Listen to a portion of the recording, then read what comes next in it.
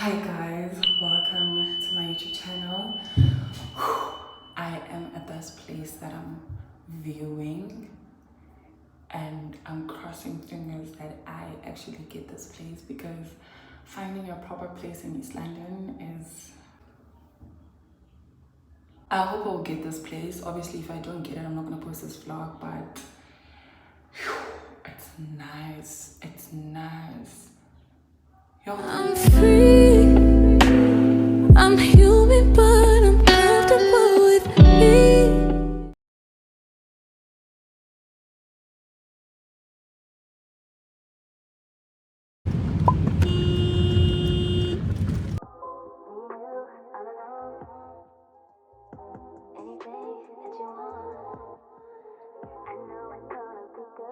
This week has been so stressful, I don't wanna lie. I don't know how many suicidal attempts I had this 1 week alone, and I just love to thank God that, you know what, I've lived it through to see yet another day, yet another moment, yet another milestone, and I just want to say, man, He is the God who hears when you cry unto Him.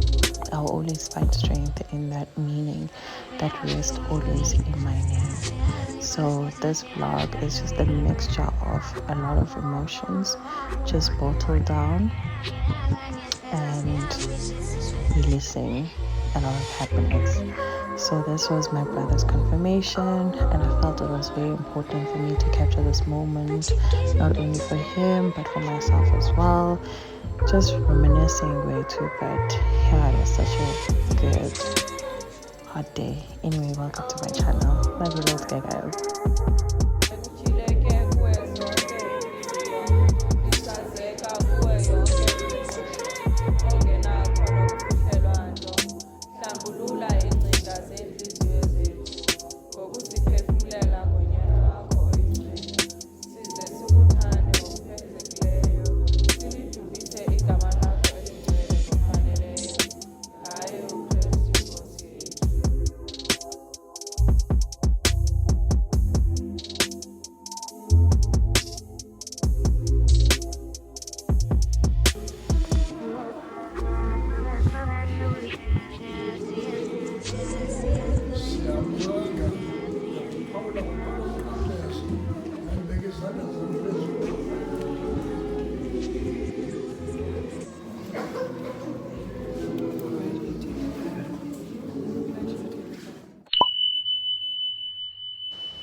Not me getting so emotional as I'm about to film this part where I just genuinely have a conversation with you guys. I had to take a pause and just collect myself because wow, it's a lot, okay?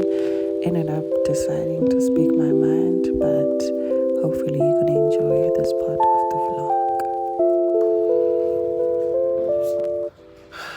Hello, welcome to my YouTube channel. My name is Princess Daweti and welcome to my YouTube channel. Oh my god, in today's video, obviously I am doing a little bit of reflection as you have seen, like from the introduction of the vlog, I've really been feeling out of place, and I decided to go home. I think one of the things that I'm slowly kind of like so appreciative of is the fact that I have a home that I can go back to whenever things just don't go my way. I really have been feeling out of place because of the pressure to perform, child. Especially when you get a job and when people can see your hustle, they don't know what goes behind the scene, and obviously the remuneration that you get, they don't understand what you like way it's going. You get what I'm saying? Like, I had this savings plan from the beginning of the year, and I was supposed to have accumulated quite a lot of money that could have afforded me quite a lot of other things that I currently need right now, but things couldn't go accordingly because a lot of things required money and there were a lot of unplanned expenses without unexpected income. Okay, so when I tell you like things have been rocky, they have been rocky. I think now more than anything, I kind of like respect people that are working, especially my mom, because when we were growing up, we've always like wanted things and just not understanding the gist of why wouldn't she like give you certain things that you wanted, you know? I've seen as well, but it's not roses and daisies. Another wake-up call I had, it's death, guys. Like, death is so sudden, death is so random, and that can also take its toll on your finances because it's also like very random. I need to sit down because yeah, we've come almost to the end of the year, and honestly I have nothing but gratitude towards everything that has been happening in my life. So this year for me has been a roller coaster, right, of emotions, from thinking I found love. Why in John? Why would you do that? Okay, so there's been that. I went through a lot of things this year, okay, and I just want to break it down to the main things that happened that contributed to it, like me feeling out of place. I feel like that's the main focus, or the main thing that I want to talk about in this video. Contributing factors for me that have driven me to a place that I never thought I would go back to, or a place I don't want to be at all, okay? So when I got a job, you know, yo, what a time. I was so happy for myself. Obviously, you know, that excitement of, you know, now having something to do, and the adjustment from like unemployment, or just like waking up in the morning, going to work, showing up and just doing your job. It was just a lot in the beginning, okay? Not a lot, because obviously I was still in an excitement mode, but it has its ups and downs. But honestly, it's not easy as you may see it, you get what I'm saying? But I think what was of biggest concern for me, it's how people viewed me now that I was having an income on a monthly basis. It is so sad that, you know, when someone reaches that point in their lives, or when they are, you know, working, we are so quick to pressure those people, because one thing I suffered from, or I'm still suffering from, it is the pressure to perform, okay? There's a lot of expectations from friends, family, you know, people that see you on the streets, especially the people that see you as their role model. They only see you, but oh, okay, you know, she has her life in order, because obviously we don't share our pain. Yeah, but yes, some other people, they share parts of it so that they can bring reality to you, but they're not forced to. You get what I'm saying? And also, we shouldn't, like, we use that as a motivation, because like, you are entitled to your own privacy in terms of what you want to share to your audience. That shouldn't be a thing, because like, now people always have this thing, you know, people won't tell you how they got their job, because, you know, some others, they had to sleep with certain people or whatever. So those things are just like, honestly, are very unnecessary. And like, the pressure to perform, for me, it got to me. This is so real, and I never thought, you know, I could be one of those people that could be affected by the pressure to perform. The pressure to perform at home, the pressure to perform at work, the pressure to perform even with like your friends when you guys like are going out or things like that. There were times where, you know, I'll get invited into certain spaces and I wouldn't be able to, and someone would be like, "Ebo Ganja." When you're working, guys, you can be someone who goes to work 9 to 4 every day, and still there would be certain things that you still cannot afford, because when you are starting out in a new job, it's very hard. And if there's one thing I wish I had prepared myself for, it is that moment when I get my breakthrough. You get, especially like in a workspace, like me getting a job or me preparing to move out and stuff like that. I never prepared for that moment. Everything that was happening in my life, I was literally just winging it, and it's hard. I don't want to lie to you guys, it's so hard, like just like winging everything and just taking things as they come, you know. And I'm one of those people that just keep things to themselves. You get, like, I'm not one person who will be like, if I need a certain thing, I'll be like, I'll call, and this person will be like, hey, can you buy me a fridge? Hey, I need a microwave. No, I'm not one of those people. If I don't have anything, best believe I'm just gonna stay in my own space and just be about my business. And that has been so hard, because as well. The fact that people don't know this is what you're going through, they always perceive you to, you know, everything is like this, kind of, you're like this.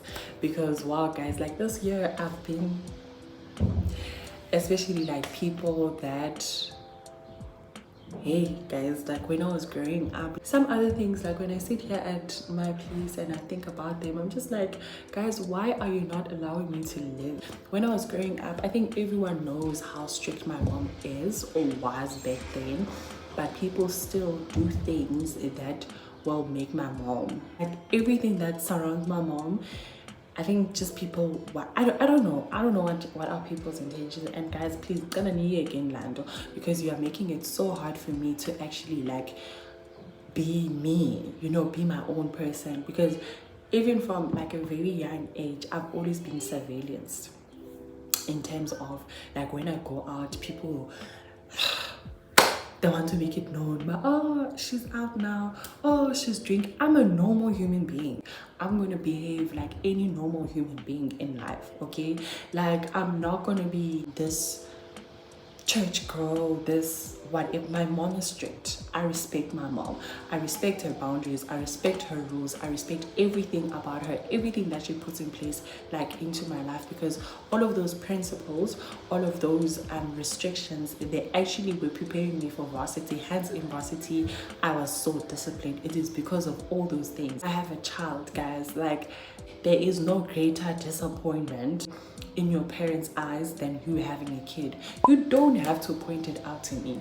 I mean, I've been in a situation where someone was like, I don't want to end up like her. This is why I'm doing A, B, C, and D. You get what I'm saying? Because right now, people always use me as a measure of their own success to say, okay, this is what I want to have, because if I don't have this thing, I don't want to end up like this person, you know. And I'm always like a victim of things like that, and I don't know why, but I guess, you know, it's an example that will just be quick in your head. I think another thing I'm suffering from right now is the fact that, like, when I was growing up, I allowed quite a lot of people to kind of like tease me and just be okay with that. Obviously not entirely like me being okay, but like in that moment, because they always say, but when someone picks on you, don't fight back, just laugh, because apparently the laughter is going to make the other person look stupid for it.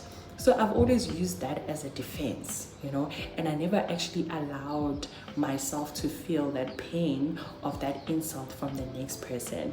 And that I carried it from like childhood till now. But now obviously I'm old now, I know how to speak, I know what I'm comfortable with and what I'm not uncomfortable with. I know how to remove myself from spaces where I'm not wanted, and I know how to like fully manifest in a space where I feel very important. You get what I'm saying? And I'm very vocal now about things I like and things I don't like. Obviously, I'm very cautious about how I do that, because not everyone deserves your explanation. Some other people, you just need to walk out of their lives without saying anything, okay? So there's this friend of mine that I feel like in our childhood, they contributed greatly to me, like right at this moment, me being not fully functional in terms of not knowing how to control my emotions quite clear, because they've always made me feel like, you know, you think you're better just because you went to a better school. You think you're better because you speak fluent English. Because these are the same things that I was getting picked on. The fact that like I'm fluent in English. People have, how do I put this? People have a problem with the fact that I'm fluent in English. And I don't think it's just a me situation. All the other kids or the other people that are fluent in English, I'm sure there are other people that have a problem with those people. I honestly, genuinely don't understand why. This is where I'm going to end it off with this conversation. I feel like I've shared quite a lot, and I was getting emotional and worked up about this whole conversation because it's still kind of like touchy on my side. So that's why I didn't want to like continue the conversation anymore, but I'm definitely going to do that in another video. But anyway, please enjoy our room tour.